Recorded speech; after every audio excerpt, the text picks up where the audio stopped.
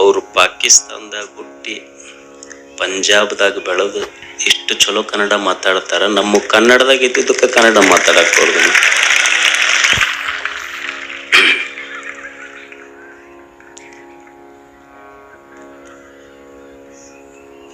ಗವಿಸಿದ್ದಪ್ಪಜ್ಜನ ಜಾತ್ರೆ ಪ್ರತಿ ವರ್ಷವೂ ಸಹಿತ ಒಬ್ಬೊಬ್ಬ ಹೊಸ ವಿನೂತನ ಲೈಟ್ ತೆಗಿಪಿ ಕ್ರಿಯಾಶೀಲ ಸಾಧಕರನ್ನ ಈ ವೇದಿಕೆಯ ಮುಖಾಂತರ ನಿಮಗೆ ಪರಿಚಯಿಸಿದೆ. ಅದು ಎಷ್ಟೋ ಜನರ ಬದುಕಿಗೆ ಸ್ಫೂರ್ತಿಯಾಗಿದೆ. ಅಷ್ಟೇ ಅಲ್ಲ, ಇಲ್ಲಿ ಪರಿಚಯಿಸಿದ ವ್ಯಕ್ತಿಗಳು, ನಿಮ್ಮ ಜಾತ್ರೆಯಲ್ಲೇ ಪರಿಚಯಿಸಿದ ವ್ಯಕ್ತಿಗಳು ನಾಡಿನ ಉದ್ದಗಲಕ್ಕೂ ಹೇಗೆ ಪರಿಚಯ ಆದರು ಅಂತಂದ್ರೆ, ಸುಮ್ಮನೆ ನಮ್ಮ ಪಕ್ಕದ ಹಳ್ಳಿಯ ಕುಣಿಕೇರಿಯ ಹುಚ್ಚಮ್ಮ ಇವತ್ತು ರಾಜ್ಯ ಪ್ರಶಸ್ತಿ ತೆಗೆದುಕೊಳ್ಳುವವರೆಗೂ ಆಕೆ ಪರಿಚಯಿಸಿದ್ದು ಗವಿಸಿದ್ದಪ್ಪಜ್ಜನ ಈ ಜಾತ್ರಾ ವೇದಿಕೆ. ಅಂತ ಅನೇಕ ಸಾಧಕರನ್ನ ಈ ವೇದಿಕೆ ಪ್ರತಿ ವರ್ಷ ನಿಮ್ಮ ಕಣ್ಣು ಮುಂದೆ, ನಿಮ್ಮ ಮನದ ಮುಂದೆ ತಂದು ನಿಲ್ಲಿಸ್ತದೆ. ಈ ವರ್ಷ ಈ ನಿಮ್ಮ ಜಾತ್ರೆಗೆ ವಿಶೇಷ ಸಾಧಕರಾಗಿ ಇಲ್ಲೇನು ಎಲೆಕ್ಷನ್ ನಡೆದಿದೆ, ನಾಮಿನೇಷನ್ ಇಲ್ಲ, ರೆಕಮೆಂಡೇಶನ್ ಅಂತೂ ಮೊದಲ ಇಲ್ಲ. ಇಲ್ಲಿ ಎಲೆಕ್ಷನ್ ನಡೆದಿಲ್ಲ, ಏನಿದ್ರು ಗವಿಸಿದ್ದಪ್ಪಜ್ಜ ಸೆಲೆಕ್ಷನ್ ಮಾಡ್ತಾನ, ಅವ್ರಿಗೆ ಅಷ್ಟೇ ಇಲ್ಲ. ಯಾರಿಗಾತ ಸೆಲೆಕ್ಷನ್ ಮಾಡ್ತಾನ ಅವ್ರು ನಿಮ್ಮ ಎದುರಿಗೆ ಬಂದು ನಿಲ್ತಾರ ಅಷ್ಟೆ. ನಮಗೂ 100 ಪತ್ರ ಹಾಕಿ ಹೇಳಿರ್ತಾರ, ಆದ್ರೂ ನಾವೇನು ಕೇಳೋ ಪೈಕಿ ಅಲ್ಲ ಅವರಿಗೆಲ್ಲ. ಇಲ್ಲಿ ನಿಮ್ಮ ಮುಂದ ಒಬ್ಬ ಅಮ್ಮ ಕುಂತಾಳ. ಆಕೆ ಹೆಸರು ಶಾರಮ್ಮ. ಬೆಳಗಾವಿ ಹತ್ರ ಚಿಕ್ಕಲಗುಡ್ಡದವರು. ಜೀವನದ ಪ್ರಸಂಗಗಳು ಹೆಂಗ ಬರ್ತಾವಂದ್ರ, ಆಕೆ ಚಿಕ್ಕ ವಯಸ್ಸಿನಲ್ಲಿ ಮದುವೆ ಆಯ್ತು. 7 ತಿಂಗಳ ಮಗುವಿಗೆ ಆಕೆ ಗರ್ಭವತಿ ಇದ್ದಾಗ ಯಜಮಾನ್ ತೀರ್ಕೊಂತಾನ. ಗಂಡ ತೀರ್ಕೊಂಡ ಮೇಲೆ ಆಕೆಗೆ ಮಗ ಹುಟ್ಟತಾನ. ಮಗನ ಜೀವನಕ್ಕೆ ಏನು ಮಾಡಬೇಕು, ಹೊಲ ಇಲ್ಲ, ಇದ್ದೊಂದಿಷ್ಟೇನೋ 1 ಎಕರೆ ಹೊಲ. ತಂದೆ ಸಹಕಾರದೊಂದಿಗೆ ಏನೋ ಕೆಲಸ ಪ್ರಾರಂಭ ಮಾಡ್ತಾಳೆ. ಆಕೆ ಓದಿದ್ದು ಬರೇ 3ನೇ ಕ್ಲಾಸ್. ನಿಮಗೆ ಆಶ್ಚರ್ಯ ಅನ್ನಿಸ್ಬೋದು. ನಾನು ಕೇಳಿದೆ ಅಮ್ಮಗೆ, ಆಕೆ ಒಂದೇನೋ ಕೆಲಸ ಮಾಡ್ತಾಳೆ, ನೀ ಎಷ್ಟು ದುಡಿತೀಯಮ್ಮ ಅಂತ ಕೇಳಿದೆ ನಾನು. ಪ್ರತಿ ವರ್ಷ 50 ರಿಂದ 60 ಲಕ್ಷ ದುಡಿತೇನ್ರಿ ಅಪ್ಪರ ಅಂತ ಹೇಳಿಲ್ಲ. ಈಗ ಬಿಡುದೇ ಇಲ್ಲ, ಅವ್ರು ಕೆಳಗಿಡದ್ರಾಗ ನಮ್ಮ ಮಂದಿ ಫೋನ್ ನಂಬರ್ ತೊಗೊಂತಾರ. ಅವ್ರು ಏನಾರ ಮಾಡ್ತೀರಿ ಹೇಳ್ರಿ, ನಮಗೊಂದು ಸ್ವಲ್ಪ ವಿದ್ಯೆ ಕಲಿಸ್ಕೊಡ್ರಿ. ಏನ್ ದಾರ ಕಟ್ಕೊಂಡಿರಿ, ಏನ್ ಮಾಡಿರಿ ನೀವು ಅಂದ್ರ 50-60 ಲಕ್ಷ ರೂಪಾಯಿ ಪ್ರತಿ ವರ್ಷಕ್ಕ 3ನೇ ಕ್ಲಾಸ್ ಓದಿದ ಹೆಣ್ಮಗಳು ದುಡಿತಾಳ. ಮತ್ತಕ್ಕೆ ಏನ್ ಮಾಡ್ತಾಳ್ರಿ ಅಂತದಂದ್ರ ಕೌದಿ ಹೊಲಿತಾಳ. ಕೌದಿ ಹೊಲದ 50-60 ಲಕ್ಷ ದುಡಿತಾಳ. ಅಲ್ಲ, ಕೌದಿ ಹೊಲೆ ಅದ್ರೊಳಗೆ ಏನ್ 50-60 ಲಕ್ಷ? ನಮ್ಮ ಊರಾಗ ನಾವು ಹೊಚ್ಕೊಂಡು ಮೊಕ್ಕೊಂಡಿವಿ, ಅದ್ರ ಹೊಲ್ದಿಲ್ಲ ನಾವ್ ಯಾರು. ಅಂಥದ್ದೇನೈತ್ರಿ ಅಂದ್ರ ಅಕ್ಕಿ ಹೊಲದ ಕೌದಿ ಅಮೇರಿಕದವ್ರು ತೊಗೊಂತಾರ. ಅಮೇರಿಕಕ್ಕೆ ಎಕ್ಸ್ಪೋರ್ಟ್ ಮಾಡ್ತಾಳ ಕೌದಿ. ಆಮೇಲೆ ನಾ ಕೇಳ್ದೆ, ಅಲ್ಲಮ್ಮ ಮತ್ ನೀ ಅಮೇರಿಕದವ್ರಿಗೆ ನಿನ್ನ ಕೌದಿ ಕಳಿಸ್ತಿ, ನೀವ್ ಓದಿದ್ದು 3ನೇ ಕ್ಲಾಸ್, ಮತ್ ಭಾಷೆ ಹೆಂಗ್ ನಿನಗಂದ್? ಯಪ್ಪ, ನಾ ಇಂಗ್ಲಿಷ್, ಹಿಂದಿ, ಮರಾಠಿ, ಕನ್ನಡ, ಕೊಂಕಣಿ 5 ಭಾಷೆ ಮಾತಾಡ್ತೀನಿ. PhD ಅವರು ನನ್ನಂಗೆ ಇಂಗ್ಲಿಷ್ ಮಾತಾಡೋದಿಲ್ಲ. ಹಂಗಂದಿದ್ದಕ್ಕೆ ನಾ ಇಂಗ್ಲಿಷ್ನಾಗ ಮಾತಾಡಿಲ್ಲ, ಒಟ್ಟು ಕನ್ನಡದಾಗ ಮಾತಾಡಿನ ಅಕ್ಕಿ ಜೊತೆಗೆ. ಮತ್ತಷ್ಟೇ ಅಲ್ಲ, 50-60 ಮಂದಿ ಕೆಲಸ ಕೊಟ್ಟಾಳೆ ಹೆಣ್ಮಗಳಾಕಿ. 3ನೇ ಕ್ಲಾಸ್ ಓದಿದ ಹೆಣ್ಮಗಳು. 3ನೇ ಕ್ಲಾಸ್ ಓದಿದ ಹೆಣ್ಮಗಳು 5 ಭಾಷಾ ಮಾತಾಡಿ 50 ಮಂದಿಗೆ ಉದ್ಯೋಗ ಕೊಟ್ಟು 50-60 ಲಕ್ಷ ರೂಪಾಯಿ ವರ್ಷಕ್ಕೆ ದುಡಿತಾಳಂದ್ರೆ ನಾವೇನಂತೀವಿ ಅಂದ್ರೆ ನಮ್ಮ ಹಣೆ ಬರನ್ನ ಸರಿಗಿಲ್ರಿ ಅಂತ ನಾವು ಅಂತೀವಿ. ಆದ್ರೆ ಆಕಿ ನಮಗೇನು ಸ್ಫೂರ್ತಿ ಕೊಟ್ಟಾಳ ಅಂದ್ರ ಹಣೆಯ ಬರಹವನ್ನ ಬೆವರ ಹನಿಯಿಂದ ಅಳುಕಿಸ್ಲಿಕ್ಕೆ ಸಾಧ್ಯ ಇದೆ ಅನ್ನುವ ಸತ್ಯ ನಮಗ್ ತೋರಿಸ್ಕೊಟ್ಟಿದ್ದಾರೆ. ಅದಕ್ಕ ಆ ತಾಯಿಗೆ ಬರೇ ಚಪ್ಪಾಳೆ ತಟ್ಟು ಹೋಗ್ಬೇಡ್ರಿ, ನೀವು ಒಂದೆರಡು ಸ್ಫೂರ್ತಿಯನ್ನ ನಮ್ಮ ಎದೆಯೊಳಗೆ ಒಡಿಸ್ಕೊಂಡು ಹೋಗ್ಬೇಕು ನಾವು, ಮತ್ತು ದುಡಿಯೋದನ್ನು ಕಲಿಬೇಕು ನಾವೆಲ್ಲ.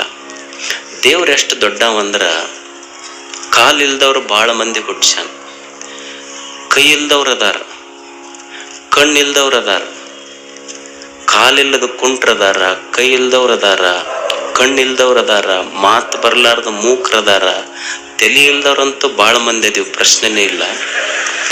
ಅದರ ಆಶ್ಚರ್ಯ ದೇವನ ಸೃಷ್ಟಿ ಎಷ್ಟು ವೈಚಿತ್ರ್ಯ ಅಂದ್ರ ಕಾಲಿಲ್ದವ್ರು ನುಟ್ಸ್ಯಾನ, ಕೈ ಇಲ್ದವ್ರು ನುಟ್ಸ್ಯಾನ, ಕಣ್ಣಿಲ್ದವ್ರದವ್ರು ನುಟ್ಸ್ಯಾನ, ಬಾಯಿ ಇಲ್ದವ್ರು ಹುಟ್ಸ್ಯಾನ, ಆದ್ರ ಹೊಟ್ಟಿಲ್ದವ್ರನ್ನೊಬ್ಬರನ್ನು ಹುಟ್ಟಿಸಿಲ್ಲ ಅಂತ ದೇವ್ರು. ಯಾಕ ಅಂದ್ರ ಅವನ ಕಾಲಿರ್ಲಿ ಬಿಡ್ಲಿ, ಕಣ್ಣಿರ್ಲಿ ಬಿಡ್ಲಿ ಪ್ರಶ್ನೆ ಇಲ್ಲ, ಬಾಯಿ ಇರ್ಲಿ ಬಿಡ್ಲಿ ಪ್ರಶ್ನೆ ಇಲ್ಲ, ಹೊಟ್ಟಿ ಯಾಕಿಟ್ಟಾನ ಅಂದ್ರ ಎಲ್ಲರೂ ದುಡದೇ ಉಣಬೇಕು ಅನ್ನೋದು ದೇವನ ಸೃಷ್ಟಿಯ ಸತ್ಯ. ಅದಕ್ಕಾಗಿ ಆ ಯಮ್ಮ ನಮಗೊಂದು ಸ್ಫೂರ್ತಿ. ನಿಮಗೊಂದು ಹೊಸ ಈ ವರ್ಷ ಕಾಯಕ ದೇವೋಭವ ಅನ್ನುವಂಥದ್ದು ಜಾಗೃತಿ ಮಾಡ್ತೀವಿ. ಮಕ್ಕಳೆಲ್ಲ ಹೆಜ್ಜೆ ಹಾಕಿದ್ರು. ನಿಮಗೆ ಈ ವರ್ಷ ಹೊಸ ಜಾತ್ರೆಗೆ ಹೋಗ್ತಿರಲ್ಲ, ಇಂಥವ್ರು ಕರ್ನಾಟಕದೊಳಗೆ ಏನು ಒಂದು 100 ಮಂದಿ ಇಂಥವ್ರನ್ನು 100 ಮಂದಿ ಆಯ್ಕೆ ಮಾಡಿ ಅಂಥವ್ರು ಮಾಡಿದ ವಸ್ತುಗಳ ಮಾರಾಟ ಮಳಿಗೆ ಮತ್ತು ಅವರ ಜೀವನ ಪ್ರದರ್ಶನದ 100 ಮಳಿಗೆಗಳ ಒಂದು ಟೆಂಟ್ ಹಾಕ್ಸೈತೆ. ಅಂದ್ರೆ ನಮ್ಮ ಯುವಕರು ತಾಯಂದಿರು ನೀವು ಆ ಟೆಂಟ್ಗಳಲ್ಲಿ ಹೋದ್ರೆ ನೀವು ಜೋಕಾಲಿ ಆಡಕ್ ಹೋಗ್ತಿರಲ್ಲ, ನಿಮ್ದೇನಂದ್ರೆ ಜೋಕಾಲಿ ಆಡೋದು, ಗೋಬಿ ಮಂಚೂರಿ ತಿನ್ನೋದು, ಹೊರಲಾರ್ದಷ್ಟು ಅವು ಬಳಿ ಸ್ಟೇಷನರಿ ತೊಗೊಂಡು ಬರೋದು, ಇಷ್ಟ ನಿಮಗೆ ಜಾತ್ರೆ ಅಂದ್ರೆ. ಈ ಸಲ ಅಲ್ಲಿ ಕೌಶಲ್ಯಾಭಿವೃದ್ಧಿ ಡಿಪಾರ್ಟ್ಮೆಂಟ್ನಿಂದ ಒಂದು ಟೆಂಟ್ ಹಾಕಿದೆ. ನೀವೇನು ಜೋಕಾಲಿ ಆಡ್ತಿರಲ್ಲ ಅದರ ಮೂಲಿಗೆ ಅಲ್ಲಿ ಕರ್ನಾಟಕದವರು ಈಗೇನು ಶಾರಮ್ಮನ ಪರಿಚಯ ಮಾಡಿದ್ನಲ್ಲ ಅಂಥ 100 ವಿಶೇಷ ವ್ಯಕ್ತಿಗಳು ಸಾಧನೆ ಮಾಡಿದ್ದು, ಓದ್ದವರು ಓದ್ಲಾರ್ದವರು ಏನು ದುಡಿದು ಬದುಕಕ್ಕೆ ಸಾಧ್ಯ ಐತಿ ಅನ್ನುವಂಥವ್ರು ಕರ್ನಾಟಕದಿಂದ 100 ಮಂದಿ ಬಂದು ಸ್ಟಾಲ್ ಹಾಕ್ಯಾರಲ್ಲಿ. ನೀವು ಯುವಕರು ತಾಯಂದಿರು ಮಕ್ಕಳು ಅದ್ರಾಗ ಹೋದ್ರ ಕೊನೆಯ ಪಕ್ಷ 100 ಐಡಿಯಾ ಬರ್ತಾವ ನಮಗೆ, ಅವ್ರು ಏನೇನು ಉದ್ಯೋಗ ಮಾಡಬಹುದು ಅನ್ನೋದು. ಮತ್ತ ಅದು ಬರ್ಲಿಕ್ಕರು ಕೊನೆಗೆ ನೀವೇನು ಕಲಿಬಹುದು ಅಂದ್ರೆ ಇಷ್ಟು ಮಂದಿ ಇಷ್ಟು ಮಾಡ್ಯಾರ, ನನ್ನ ಜೀವನದಾಗ ಆಗ್ಲಿಲ್ಲ, ತಪ್ಪು ಮಾಡಿದ್ನಪ್ಪ ಅಂತ ಬಂದ್ರು ಸಾಕು, ಚಲೋದು ಮಾಡ್ದಂಗ. ಅದಕ್ಕ ನೀವು ಜಾತ್ರೆಗೆ ಹೋದ್ರಂದ್ರೆ ಈ ವರ್ಷ ಗವಿಸಿದ್ದಪ್ಪಜನ ಗದ್ದಿಗೆ ಹೋದ ತಕ್ಷಣ ಸೀದಾ ಬಳಿ ಅಂಗಡಿಗೆ, ಸ್ಟೇಷನರಿ ಅಂಗಡಿಗೆ, ಮಿಠಾಯಿ ಅಂಗಡಿಗೆ, ಆ ಗೋಬಿ ಮಂಚೂರಿಗೆ ಹೋಗಂಗಿಲ್ಲ, ಸೀದಾ ಮೂಲಿಗೆ ಹೋಗೋದಲ್ಲಿ. ಅಲ್ಲಿ ಹೋಗಿ ಒಂದು ಸಲ ಕೌಶಲ್ಯಾಭಿವೃದ್ಧಿ ಡಿಪಾರ್ಟ್ಮೆಂಟ್ನಾಗ ಅಡ್ಡಾಡೋದು. ಅದ್ರ ಜೊತೆಗೆ ಅದನ್ನೆಲ್ಲ ನೋಡ್ರಿ, 100 ಮಳಿಗೆಗಳದಾವಲ್ಲಿ. ಅಲ್ಲಿ ಇನ್ನೊಂದು ಮಾಡಿಸಿನಿ, ತಾಯಂದಿರಿಗೆ ಗೊತ್ತಿರ್ಬೇಕು. ಅಲ್ಲಿ ಇನ್ನೊಂದು ಹೊಸದೊಂದು ಈ ತೋಟಗಾರಿ ಇಲಾಖೆಯವ್ರಿಗೆ ಹೇಳಿ ಒಂದು ಟೆರೆಸ್ ಗಾರ್ಡನ್ ಪ್ಲಾನ್ ಮಾಡಿಸಿನಲ್ಲಿ. ಅಂದ್ರೆ ನಿಮ್ದು 30-40 ಸೈಟ್ ಇತ್ತು ಅಂದ್ರ ಒಂದು 30-40 ಸೈಟ್ನಾಗ ನಮ್ಮ ಮನಿ ಮ್ಯಾಳಿಗೆ ಮೇಲನ ನಮ್ಮ ಊಟಕ್ಕೆ ಏನು ಬೇಕು ಸಾಮಾನು, ನಾವು ಹೆಂಗ ಕಾಯಿಪಲ್ಯ ಬೆಳಿಬಹುದು ಅನ್ನೋದು ಒಂದು ಟೆರೆಸ್ ಗಾರ್ಡನ್ ಮಾಡಿಸಿನಲ್ಲಿ. ನೀವು ಹೋಗಿ ನೋಡಿ, ಬರೇ ಮೊಬೈಲ್ನಾಗ ಕುಂತಿರ್ತೀರಿ ನೀವು. ಆ ಟೆರೆಸ್ ಗಾರ್ಡನ್ ಎದಕ್ ಮಾಡಿಸಿದ್ನಾನಂದ್ರ ಈಗ ಯಜಮಾನ ನೌಕರಿಗೋ ಹೊಲಕ್ಕೋ ಅಂಗಡಿಗೆ ಹೋಗಿರ್ತಾನ, ಮಕ್ಕಳು ಸಾಲಿಗೆ ಹೋಗಿರ್ತಾವ, ಮಧ್ಯಾಹ್ನ ಬೀಗರು ಬಂದ್ರಂದ್ರೆ ಉಪ್ಪಿಟ್ಟು ಮಾಡ್ಬೇಕಂದ್ರೆ ನಿಮಗೆ ಕೊತ್ತಂಬರಿ ಸಿಗೋದಿಲ್ಲ, ಹಸಿ ಮೆಣಸಿಕಾಯಿ ಸಿಗೋದಿಲ್ಲ, ಬರೇ ಜ್ಯೂಸ್ ಕೊಟ್ಟು ಕಂಜೂಸ್ ಅದಿರಿ ನೀವು, ಬರೇ ಅಷ್ಟು ಕೊಟ್ಟು ಕಳಿಸಿ ಬಿಡ್ತೀರಿ. ಅಟ್ಲೀಸ್ಟ್ ಒಂದು ಮಧ್ಯಾಹ್ನದಾಗ ಬೀಗರು ಬಂದ್ರಂದ್ರೆ ಒಂದಿಟ್ಟು ಕೊತ್ತಂಬರಿ, ಒಂದಿಟ್ಟು ಮೆಣಸಿನಕಾಯಿ, 1-4 ಉಳ್ಳಾಗಡ್ಡಿ, ನಿಮಗೆ ಬೇಕನ್ನಿದ್ ಬದ್ನಿಕಾಯಿ.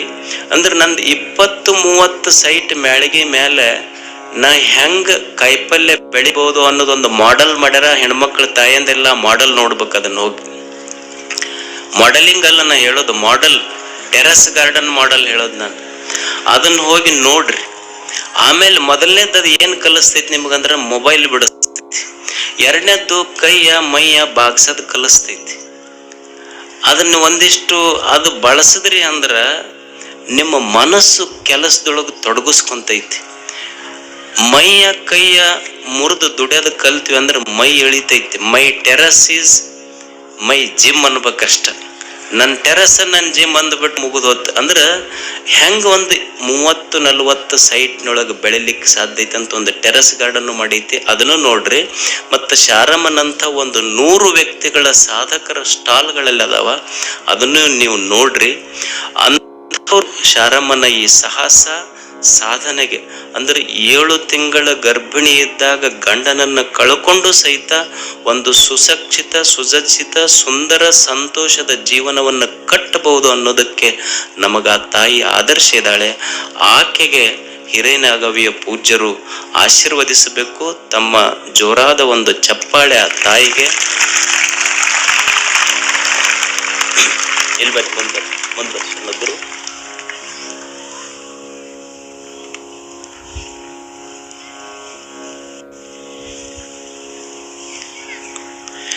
ಈಗ ಅಷ್ಟ್ರು ಕೌದಿ ಹುಡುಕಾಡ್ತಾರ ಮನೆಗೆ ಹೋಗಿ ಎಲ್ಲರೂ.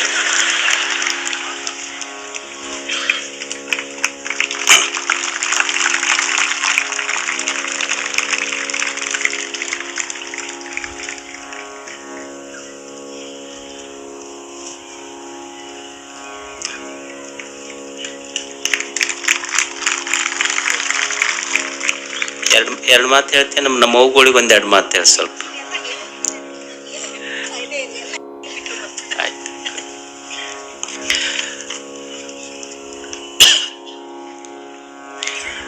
ಇಲ್ಲಿ ಇನ್ನೊಬ್ಬ ವಿಶೇಷ ವ್ಯಕ್ತಿ ನಿಮ್ಮೆದುರಿಗೆ ಕುಳಿತಿದ್ದಾರೆ. ಅವ್ರ ಹೆಸರು ರಮೇಶ್ ಅಂತ ತಿಳ್ಕೊಂಡು. ಅವರು ಓದಿದ್ದು 5ನೇ ಕ್ಲಾಸ್ ಪ್ರಾಥಮಿಕ ಶಿಕ್ಷಣವನ್ನು ಕನ್ನಡ ಮಾಧ್ಯಮದಲ್ಲಿ ನಮ್ಮ ಕೊಪ್ಪಳ ಜಿಲ್ಲೆಯ ಕಂದುಕೂರಿನ ಪುಟ್ಟ ಹಳ್ಳಿಯಲ್ಲಿ ಮುಗಿಸಿ, ಒಂದು ಕನ್ನಡ ಮಾಧ್ಯಮದಲ್ಲಿ ಓದಿದ ಹುಡುಗ ಈಗೊಂದು ತಿಂಗಳ ಹಿಂದೆ ಗುಜರಾತಿನ ಗಂಗಾನಗರದ SP ಆಗಿ ಅವರು ಆಯ್ಕೆಗೊಂಡಿದ್ದಾರೆ. ರಾಜಸ್ಥಾನದ ಗಂಗಾನಗರದ ಓದಿದ್ದು ಕನ್ನಡದ ಮಾಧ್ಯಮದ ಪ್ರಾಥಮಿಕ ಶಿಕ್ಷಣ, ಮುರಾರ್ಜಿ ಶಾಲೆ, ಬಾಗಲಕೋಟೆಯಲ್ಲಿ BE ಮುಗಿಸಿ, ಸೂರತ್ಕಲ್ನಲ್ಲಿ MTech ಮುಗಿಸಿ 2020ರಲ್ಲಿ IPS ಪಾಸಾಗಿ ನಮ್ಮ ಜಿಲ್ಲೆಯವರೇ, ನಮ್ಮ ಕೊಪ್ಪಳ ಜಿಲ್ಲೆಯ ಒಂದು ಪುಟ್ಟ ಹಳ್ಳಿ ಕಂದುಕೂರಿನವರು. ತಂದೆ ತಾಯಿಗಳಿಬ್ಬರು ಅನಕ್ಷರಸ್ಥರು. ಅನಕ್ಷರಸ್ಥರ ಹೊಟ್ಟೆಯಲ್ಲಿ ಒಬ್ಬ ಅಕ್ಷರಸ್ಥ ಮಗ IPS ಆಗಿತ್ತು. ನಮ್ಮ ಹಳ್ಳಿಯ ತಂದೆ ತಾಯಿಗಳು ಅವರಿಗೆ ನಮ್ಮ ಕೊಪ್ಪಳದ SP ಅವರು ಗೌರವಿಸ್ಬೇಕು ಅಂತ ತಿಳ್ಕೊಂಡು ನಾನು ಅವ್ರನ್ನ ಕೇಳಿಸ್ದೆ. ಇಬ್ರು ಅವರು ಸಹಿತ ಹಳ್ಳಿಯಿಂದ ಬಂದವ್ರೆ. ಇಲ್ಲಿ ಬರ್ತ ಮೇಲೆ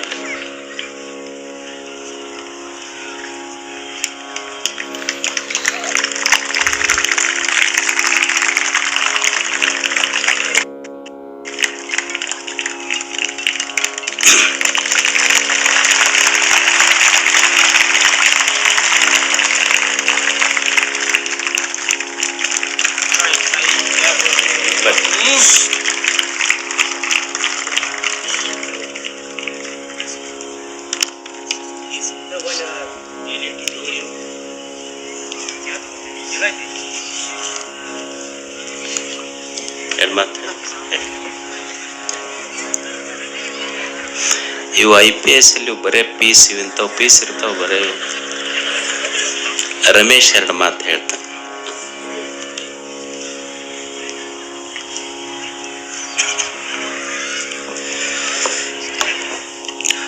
ಪ್ರಥಮವಾಗಿ ಹೃದಯದ ಗುಹೆಯ ಗವಿಸಿದ್ದೇಶನನ್ನು ನೆನೆಸುತ್ತಾ, ವೇದಿಕೆಯ ಮೇಲಿರುವ ತ್ರಿವಿಧ ದಾಸೋಹಿಗಳ ಇತರ ಗಣ್ಯಮಾನ್ಯರೇ ಹಾಗೂ ನಮ್ಮ ಭಕ್ತ ಸಮೂಹವೇ, ನನ್ನದು ಎಂಥ ಅದೃಷ್ಟ ಅಂದ್ರೆ ನಿನ್ನೆ ಗಣರಾಜ್ಯೋತ್ಸವ ಕಾರ್ಯಕ್ರಮದಲ್ಲಿ ಭಾಗವಹಿಸಿದ್ದೆ. ಇವತ್ತು ಗವಿಸಿದ್ಧ ಅಜ್ಜನ ಪುಂಜದ ಉತ್ಸವದಲ್ಲಿ ಭಾಗವಹಿಸಿದ್ದೀನಿ. ಅಂದ್ರ ನಿನ್ನೆ ನನಗೆ ಸಿಕ್ಕಿದ ಅವಕಾಶ ಭಾರತದ ಮುಂದಿನ ಭವಿಷ್ಯ ಆ ಮಕ್ಕಳ ಜೊತೆ ಬೆರೆತರೆ ಇವತ್ತು ಭವಿಷ್ಯ ನಿಧಿ, ಸಾವಿರಾರು ಭಕ್ತರ ಆರಾಧ್ಯ, ಅನ್ನದಾಸೋಹ ದೇಗುಲ, ಜ್ಞಾನದ ತವರು, ಅಕ್ಷರ ಕ್ಷೇತ್ರ, ಧರ್ಮದ ಮೂಲ, ದಾರ್ಶನಿಕರ ನಾಡು, ಅಜ್ಜನ ಪುಣ್ಯಭೂಮಿ, ಭಕ್ತರ ನೆಲವೀಡು ಕೊಪ್ಪಳ ಗವಿಮಠದಲ್ಲಿ ನಿಂತು ಅಜ್ಜನ ಆಶೀರ್ವಾದ ಪಡೆದು ನನ್ನ ಅನುಭವಗಳನ್ನು ನಿಮ್ಮ ಜೊತೆ ಹಂಚಿಕೊಳ್ಳುವ ಅವಕಾಶ ಸಿಕ್ಕಿದೆ. ನಾವು ಅಪ್ಪರ ಆಶೀರ್ವಚನಗಳನ್ನು ಕೇಳ್ತಾ ಬೆಳೆದಿದ್ದೀವಿ. ಯೂಟ್ಯೂಬಲ್ಲಿ ಎಷ್ಟೊಂದು ಬಾರಿ ಅವರ ಪ್ರವಚನಗಳನ್ನು ಕೇಳಿದ್ದೀವಿ. ಅದನ್ನು ನಮ್ಮ ಜೀವನದಲ್ಲೇ ಅಳವಡಿಸಿಕೊಳ್ಳುವ ಪ್ರಯತ್ನನೂ ಮಾಡಿದ್ದೀವಿ. ನಾನು ಅವಾಗಲೇ ಹೇಳಿದೆ, ನಮ್ಮ ಗವಿಮಠ ತ್ರಿವಿಧ ದಾಸೋಹದಲ್ಲಿ ತನ್ನನ್ನು ತಾನು ತೊಡಗಿಸಿಕೊಂಡಿದೆ. ಅದರಲ್ಲಿ ಮಹತ್ವ ಕೊಟ್ಟಿರೋದು ಶಿಕ್ಷಣಕ್ಕೆ. ಅಪಾರ ಹಲವಾರು ಶಾಲೆ ಕಾಲೇಜುಗಳನ್ನು ಕಟ್ಟಿಸಿದ್ದಾರೆ, ಬಡವರ ಸೇವೆ ಮಾಡ್ತಿದ್ದಾರೆ, ಧರ್ಮದ ಬೆಳಕನ್ನು ಬೆಳಗಿಸ್ತಿದ್ದಾರೆ. ಈ ಅವಕಾಶದಲ್ಲಿ ನಾನು ಇಲ್ಲಿ ನಿಮ್ಮೆದುರಿಗೆ ನಿಂತು ಮಾತಾಡೋಕೆ ಅವಕಾಶ ಸಿಕ್ಕಿದ್ದು ನನಗೆ ಕೊಟ್ಟಿದ್ದು ಶಿಕ್ಷಣ ಮಾತ್ರ. ಅದಕ್ಕೆ ಅಪ್ಪಾರ ಬಹಳ ಸಲ ಶಿಕ್ಷಣದ ಬಗ್ಗೆ ಮಹತ್ವ ಕೊಟ್ಟು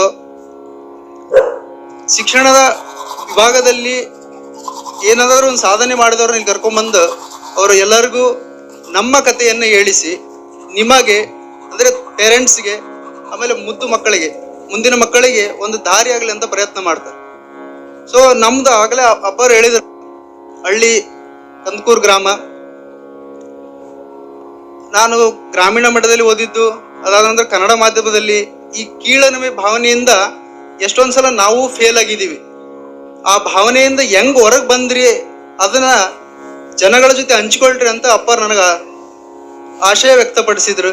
ಅದ್ರ ಮೇಲೆ ನಾನು ನಾಲ್ಕು ವಿಚಾರಗಳನ್ನು ಮಾತಾಡ್ತೀನಿ. ನಾ 10ನೇ ಮುಗಿಸಿ ಧಾರವಾಡಕ್ಕೆ ಹೋದೆ. ಫಸ್ಟ್ ಟೈಮ್ ಸೈನ್ಸ್ ಮಾಡಿದೆ.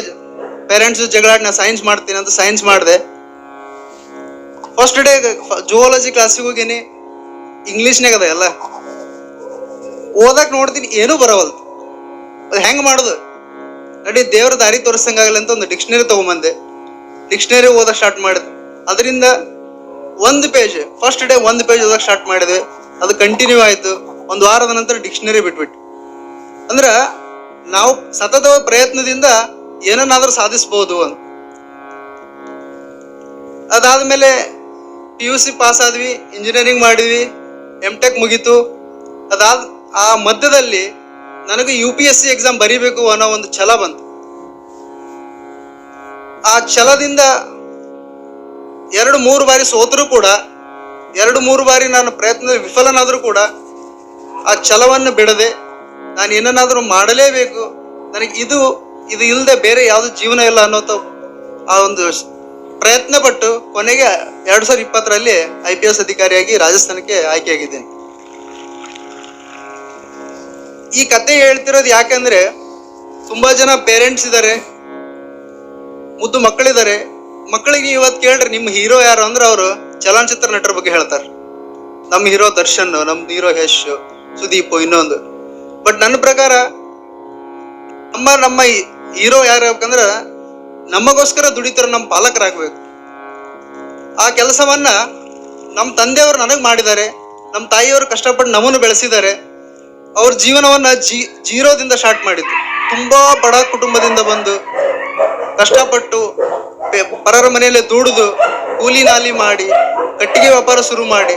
ಸೊ ಅದು ಪ್ಯಾರಲಲ್ ಆಗಿ ಅಪ್ಪರ ಆಲ್ರೆಡಿ ಹೇಳಿದರು, ನಮ್ಮ ತಂದೆ ತಾಯಿಗಳು ಯಾವತ್ತೂ ಸ್ಕೂಲ್ ಮೆಟ್ಟಲು ಹತ್ತಿಲ್ಲ. ಆದ್ರೆ ನಮ್ಮ ಮಕ್ಕಳಿಗೆ ಎಲ್ಲರಿಗೂ ಶಿಕ್ಷಣ ಕೊಡಿಸ್ಬೇಕು, ನಮ್ಮ ಮಕ್ಕಳಿಗೆ ಎಲ್ಲರೂ ಆ ಜ್ಞಾನದ ಜ್ಯೋತಿ ಒತ್ತಿಸ್ಬೇಕಂತ ತುಂಬಾ ಪ್ರಯತ್ನ ಪಟ್ಟು ನಮ್ಮನ್ನು ಓದಿಸಿದ್ದಾರೆ. ಹಂಗಾಗಿ ನನ್ನ ಪ್ರಕಾರ ನಮ್ಮ ಹೀರೋ ಯಾರಂದ್ರೆ ನಮ್ಮ ತಂದೆ ತಾಯಿನೇ ಹೇಳ್ತಾರೆ. ನಮ್ಮ ತಂದೆ ತಾಯಿ ಇಲ್ಲೇ ನಮ್ಮ ಮುಂದೆ ಕೂತಿದ್ದಾರೆ. ನಾ ಅವ್ರ ಮುಂದೆ ಈ ಮಾತು ಹೇಳಕ್ ಬಹಳ ಹೆಮ್ಮೆ ಆಗ್ತಿದೆ. ಇದು ಒಂದು ನನ್ನ ಸ್ಮರಣೀಯ ದಿನ ಅಂತ ಹೇಳಕ್ ಇಷ್ಟಪಡ್ತೀನಿ. ಇನ್ನೊಂದು ಪ್ರಾಬ್ಲಮ್ ಏನಂದ್ರೆ ನಾವೆಲ್ಲರೂ ಒಂಥರ ಹನುಮಂತ ಇದ್ದಂಗೆ, ಗುಡಿಯಾಗಿನ ಹನುಮಂತ. ನಮ್ಮ ಶಕ್ತಿಯ ಬಗ್ಗೆ ಅರಿವಿರಂಗಿಲ್ಲ ನಮಗೆಲ್ಲರಿಗೆ. ಅಂದ್ರೆ ಜಾಂಬವಂತ ಬೇಕು, ಜಾಂಬವಂತ ಹೇಳ್ಬೇಕು. ರಾಮಾಯಣದಲ್ಲಿ ಬರೋದ ಕತೆ ನಿಮ್ಗೆ ಗೊತ್ತಿರುತ್ತೆ. ಹನುಮಂತನಿಗೆ ಸಾಗರವನ್ನ ಹಾರುವ ಶಕ್ತಿ ಇರುತ್ತೆ, ಬಟ್ ಅದು ಹನುಮಂತಂಗೆ ಗೊತ್ತಿರಂಗಿಲ್ಲ. ನಾವೆಲ್ಲ ಆತರ ಹನುಮಂತ, ನಮಗೆ ಜಾಂಬವಂತರು ಆಗಿ ಗುರುಗಳು ಸಿಕ್ಕಿದ್ದಾರೆ. ನಮ್ಮೆಲ್ಲರನ್ನ ತಿತ್ತಾರ, ಮುಂದೆ ದಾರಿ ತೋರ್ಸಕ್ಕೆ ಎಲ್ಲ ಪ್ರಯತ್ನ ಮಾಡ್ತಿದ್ದಾರೆ. ದಯವಿಟ್ಟು ನೀವು ನಿಮ್ಮ ಮಕ್ಕಳಿಗೆ ಒಂದು ಉನ್ನತವಾದ ಭವಿಷ್ಯಕ್ಕೋಸ್ಕರ ಶ್ರಮ ವಹಿಸಿ ಮಕ್ಕಳನ್ನ ಮೇಲ್ಮಟ್ಟಕ್ಕೆ ಬೆಳೆಸಿ ಅಂತ ಈ ಮೂಲಕ ನಾನು ಕೇಳ್ಕೊಳ್ತೀನಿ. ಅದೇ ರೀತಿ ನಮ್ಮ ಈ ದೇಹದ ವಿಕಲಚೇತನರ ಬಗ್ಗೆ ಅಪ್ಪರ ಒಂದು ಕತೆ ಹೇಳಿದ್ರು ಆಗಲೇ, ಅವ್ರು ಮಾಡಿರೋ ಸಾಧನೆ ಬಗ್ಗೆ. ನಾನು UPSC ಪ್ರಿಪರೇಷನ್ ಅಲ್ಲಿ ನೋಡಿದ್ದು ಒಬ್ಬ ಮಹಾನ್ ಸಾಧಕಿ ಇರಾ ಸಿಂಗಲ್ ಮ್ಯಾಮ್. ಅವರು 80% ಅಂಗವಿಕಲರು, 80% ಅಂಗವಿಕಲಿತಿದೆ. ಆದ್ರೂ ಅದು ಎಲ್ಲವನ್ನು ಮೀರಿ ನಿಂತು ಪ್ರಯತ್ನ ಮಾಡಿ 2014ರಲ್ಲಿ UPSCಗೆ ಆಲ್ ಇಂಡಿಯಾ ರ್ಯಾಂಕ್ ಫಸ್ಟ್ ಬಂದ್ರು. ಇದು ಯಾಕೆ ಹೇಳ್ತಿದ್ದೀನಿ ಅಂದ್ರೆ, ನಮ್ಮಲ್ಲಿರೋ ಆ ಕೀಳರಿಮೆ ಭಾವನೆಯಿಂದ ಹೊರ ಬರ್ಬೇಕು ನಾವು. ಅಯ್ಯೋ ನಾನು ಹಳ್ಳಿಯಲ್ಲಿ ಓದಿದ್ದೀನಿ, ನಾನು ಕನ್ನಡ ಮೀಡಿಯಂ, ಗ್ರಾಮೀಣ, ನಮ್ಮ ತಂದೆ ತಾಯಿ ಓದಿಲ್ಲ. ಅದನ್ನೆಲ್ಲ ಒಂದು ಮೀರಿ ನಿಲ್ಲುವಂತ ಶಕ್ತಿ ನಮ್ಮೆಲ್ಲರಲ್ಲಿ ಇದೆ. ಅದಕ್ಕೆ ಎಲ್ಲರೂ ಪ್ರಯತ್ನ ಮಾಡಿ ಮಕ್ಕಳಿಗೆ ಓದಿಸಿ. ಜಗತ್ತು ಮತ್ತೆ ನಮಗಿರೋ ಡಿಫರೆನ್ಸ್ ಏನಂದ್ರೆ, ಜಗತ್ತು ಜಗತ್ತಿರೋದು ಹೆಂಗಂದ್ರೆ, ಅವನ ಕೈಲಿ ಏನಾಗತ್ತೆ ಬಿಡ್ಲೆ, ಅವೇನಿಲ್ಲ, ನಮ್ಮೂರಾಗ ಬೆಳೆದ ಅವಂದೇನು. ಸೊ ಅದನ್ನೆಲ್ಲವನ್ನು ಮೀರಿ ನಿಲ್ಲಂತ ಕೆಲಸ ನೀವು ಮಾಡಬೇಕು. ಅದೇ ರೀತಿ ಇತ್ತೀಚೆಗೆ ಬಿಲ್ಕಿಸ್ ರಸೂಲ್ ಅನ್ನೋ ಒಬ್ಬ ಮಹಿಳೆಯ ಒಂದು ನ್ಯಾಯ ಮತ್ತು ಆ ಹೋರಾಟ ಅದು ಪ್ರತಿಫಲವಾಗಿ ಅವ್ರದ್ದು 2002ರಲ್ಲಿ ಒಂದು ಕೋಮಗಲಭೆಯಲ್ಲಿ ಅವ್ರಿಗೊಂದು ಅತ್ಯಂತ ಬರ್ಬರವಾದ ಹಿಂಸೆ ಅನುಭವಿಸ್ತಾರೆ. 3 ಜನ, ಅವ್ರ ತಾಯಿ, ಅವ್ರ ತಂಗಿ, ಅವ್ರದ್ದು ರೇಪ್ ಆಗುತ್ತೆ. ಅವ್ರ ಅಮ್ಮನ ರೇಪ್ ಅಂಡ್ ಮರ್ಡರ್, ಅವ್ರ ಸಿಸ್ಟರ್ದು ಮರ್ಡರ್.